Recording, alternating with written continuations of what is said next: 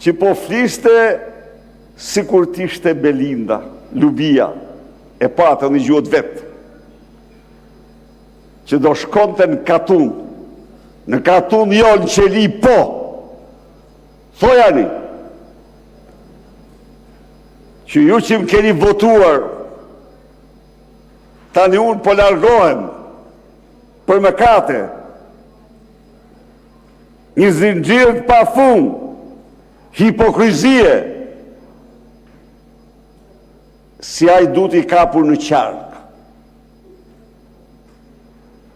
Në qark.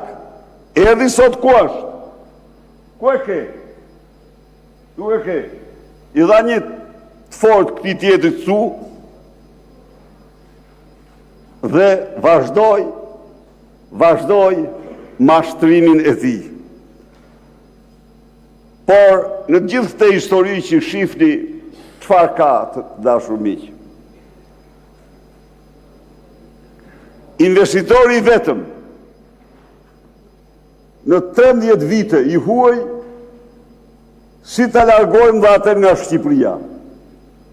Po, tu them unë ju. 13 vite nuk ka asnjë investitor të huaj në tokën shqiptare. 13 vite. Thot Europe Tender.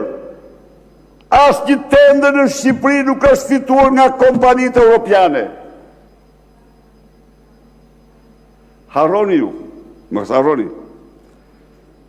Një nga kompanitë më të fuqishme që do ndërtonte një resort turistik në Laz për 1,5 miliardë euro. I duhet ja nxori Rumin te kura Limuthit dhe ja bëri kockat për shesh Fadit. Dhe Rumi pritej në zyrën e tij. Edhe ai nga Katari ishte, në fakt, të themi të vërtetën. Asnjë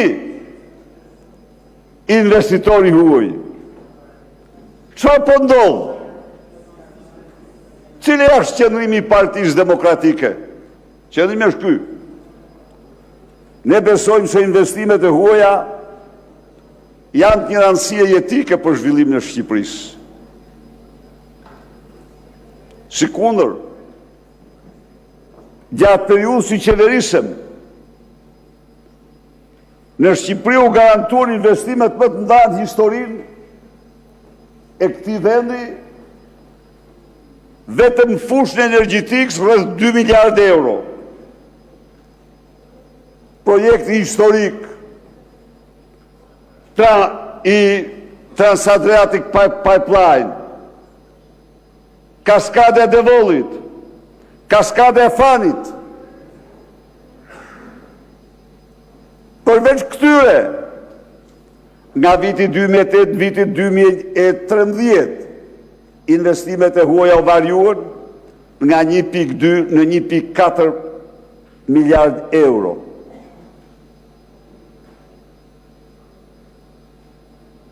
Çfarë ndodh tani?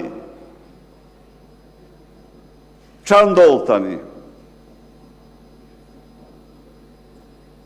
Tani, unë u them prap ju. Partia Demokratike mbështet investimin e huaj. Dhe ju po largoni të vetmin investitor të huaj që ka mbetur në Shqipëri. Majni shënim, po e largoni. Vetë thaj, ju më votuat mua, tha. E tha, ju më votuat, jam njeriu që më keni votuar. E hoqi masken. E hoqi masken.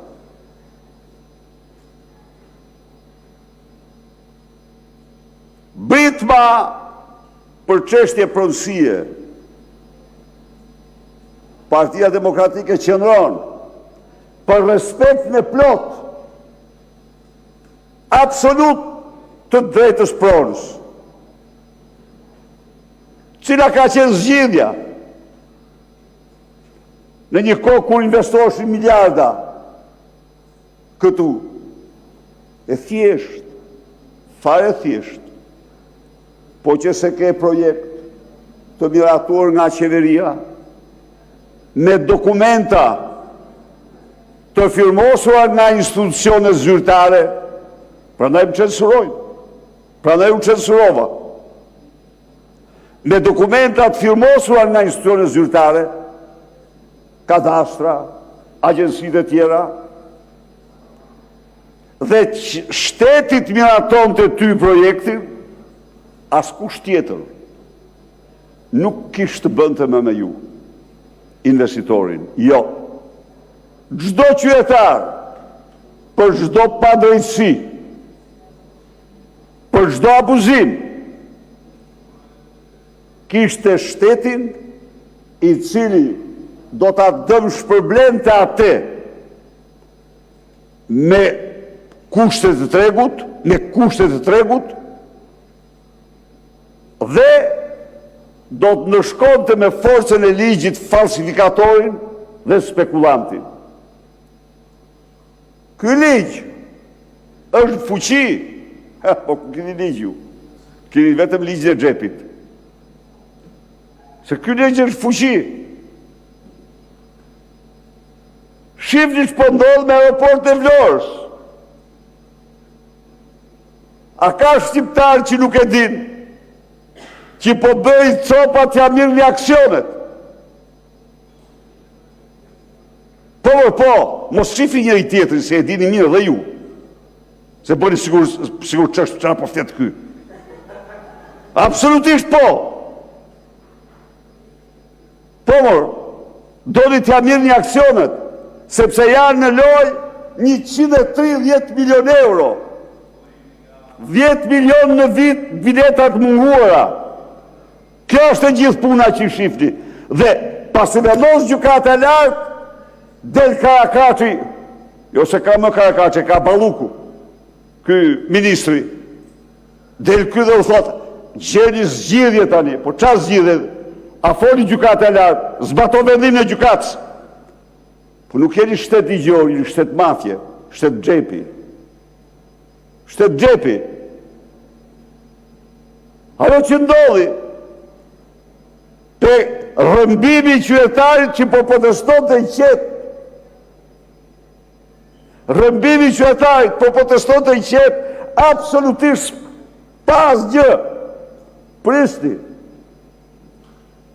E rëmbyn, barbarisht e shkelmur e zvaritën, dhe tani, komunikatat e Skënder Ballukut, se ishte futur në territor. Dhe kur dolen videot e aktivistëve, doli sa ishte ja. Pritë se e kam dhe me të gjatë kohën sot, se jeni shumë keqë.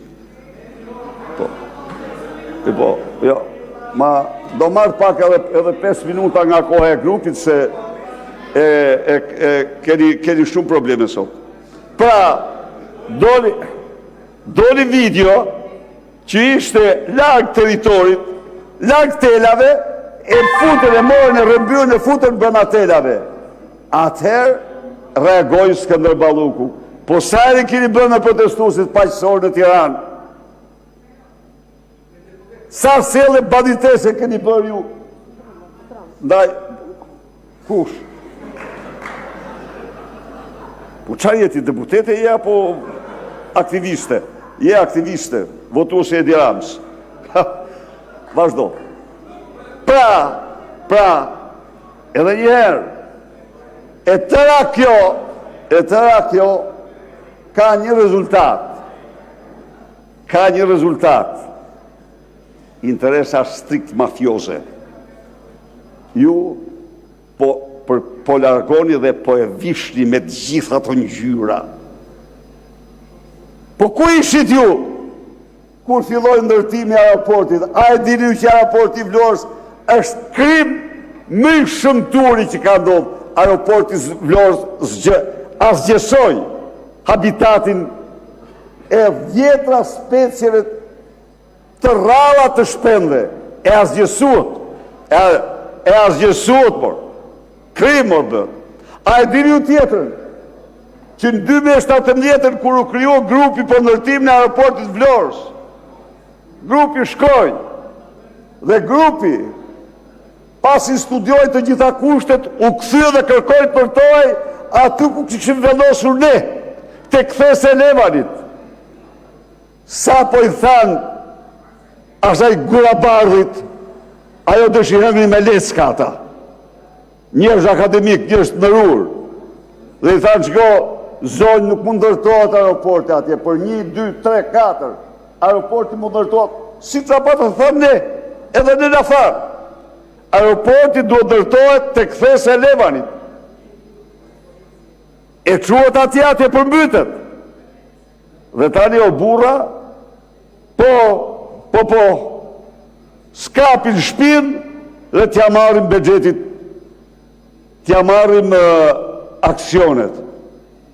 T'ja marim dhe fiton me gjykat dhe thoni jo, bëni marrëveshje. Flet për turizëm. Në 36 vite, krye investimi i turizmit ka është një, është rruga e kombit. Është rruga e kombit, është rruga e kombit. E dëgjonim neveri, do më thënë, mashtrimet e një mashtruesi ordiner, që dhe blokonte ekranet me urdhër që të mos jipe i fjala ime, dhe fise turizme njësa me 2 milion, 4,7 milion. Dhe tani që unë turist, të gjitha ata që vinë për EasyJet, Ryanair. Ata që unë turist. Shqipni plazhet që i keni. Dhe s'fundi del Vangel Tavo rafshon një kodër atje, e keni pa po jo në vuno. Tjerë thonë se po përgatit banesën e arres e Edi Rama, edhe herë po i them, harroja se do shkosh në Katun. Katun në ytë Edi Rama do jetë qelia. Do t'jetë qelia. Po.